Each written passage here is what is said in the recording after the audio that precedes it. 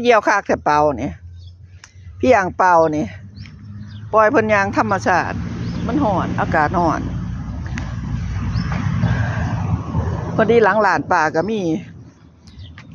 ขี่ให้ม้าขี่ม้าเหยี่ยวเนาะปล่อยให้ออกมาจังสิจ้ะที่โล่งๆจ้ะพาน้องเพิ่นออกมาอ้วนมาแม่ลูก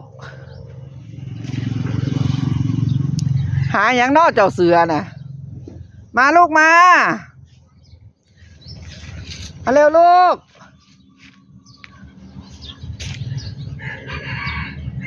เจ้าพวกเด็กๆพี่อ่างเปานี่อากาศร้อนแห้งน่าสงสารน้องหมามึงติแหละเศร้าแงบอยู่ทุกคนออกจากพัดลมบ่ได้แต่ละตัวร้อนอ่างเปาแห่งนอนแผ่นเจลไหมทุกคนร้อนหลาย